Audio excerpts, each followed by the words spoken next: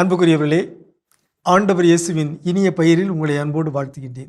இயேசுவின் ஆளுமை என்னும் தொடரில் இயேசுவின் உணர்வு மேலாண்மை பற்றிய பல செய்திகளை ஒவ்வொரு நாளும் உங்களோடு பகிர்ந்து கொண்டு வருகின்றேன். இன்று அழுவதும் நல்லதே என்னும் செய்தியை உங்களோடு பகிர்வதில் நான் மகிழ்ச்சி அடைகின்றேன். அழுகை என்பது ஒரு உணர்வின் வெளிப்பாடு. துயரத்தின் வெளிப்பாடாக இருக்கலாம், மகிழ்ச்சியின் வெளிப்பாடாக இருக்கலாம். கண்ணீரில் பல வகை இருக்கின்றன. ஆனந்த கண்ணீர் இருக்கிறது, துயரத்தின் கண்ணீர் இருக்கிறது, முதலை கண்ணீரும் இருக்கிறது, பல வகையான கண்ணீர்கள் இருக்கின்றன. ஆனால் அந்த கண்ணீரும் சில நேரங்களில் நன்மையை செய்கிறது. யோவான் நற்செய்தி 11ஆம் அதிகாரம் 33, 35 2 இறைமொழிகள் மிக அருமையான செய்தியை நமக்கு சொல்லுகின்றன. இயேசு இங்கே கண்ணீர் விட்டு அழுகிறார். அதான் 11:35.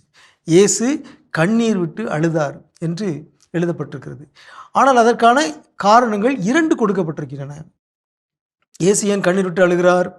அங்கிருந்த இயேசு அழுவதை பார்த்து எல்லாரும் சொல்றாங்க, இவருக்கு லாசர் மேல் எவ்வளவு அன்பு பாருங்கள் என்று சொல்கிறார். ஆகவே அன்பை குறித்து, நட்பை முன்னிட்டு இயேசு அழுகிறார். தன் நண்பன் லாசர் இறந்து விட்டதற்காக இயேசு அழுகிறார். இது நட்பின் கண்ணீர். ஆனால் இன்னொரு நுட்பமான காரணத்தையும் அதற்கு முன்பாக 11:33 யோவான் பதிவு செய்திருக்கிறார். அங்கே சொல்லப்பட்டிருக்கிறது, மரியா அழுவதையும் அவரோடு வந்த யூதர்கள் அழுவதையும் கண்டபோது இயேசு உள்ளம் குமுறி கலங்கி அவனை எங்கே வைத்தீர்கள் என்று கேட்டார். ஆகவே இந்த நுட்பமான செய்தி என்னவென்றால், மரியா அழுவதையும் அவரோடு வந்த யூதர்களை அழுவதையும் கண்டபோது இயேசு அழுகிறார். எனவேதான் அழுவாரோடு அழுங்கள், மகிழ்வாரோடு மகிழுங்கள் என்று பவுலடியார் குறிப்பிடுகிறார். பிறர் அழுவதை பார்த்தால் நமக்கு அழுகை வர வேண்டும். அதுவே ஒரு பரிவின் உள்ளம். பிறர் அழுவதை பார்த்து நமக்கு அழுகை வராவிட்டால் நம்முடைய நெஞ்சு கல் நெஞ்சம் என்று பொருள்.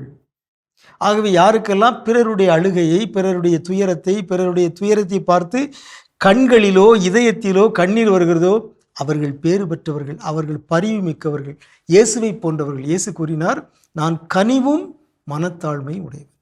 ஆகவே அவருடைய இதயம் கனிவான இதயம். எனவே பிறர் துன்பப்படுகின்ற பொழுது, பிறர் கண்ணீர் விட்டு அழுகின்ற பொழுது அவருக்கும் கண்ணீர் வருகின்றது. இந்த கண்ணீர் நல்ல கண்ணீர், பரிவின் கண்ணீர், இரக்கத்தின் கண்ணீர். ஆகவே அழுகையும் நல்லதே என்பதற்கு இது ஒரு சான்றாக இருக்கிறது. எனவே அன்புக்குரியவர்களே, உணர்வு மேலாண்மை. பிறர் துன்புறுகின்ற பொழுது நாமும் அந்த துன்பத்தில் பங்கெடுப்போமாக. பிறர் அழுகின்ற பொழுது நாமும் அழுவோமாக. உங்களுக்கு அமைதி உரித்தாகுக.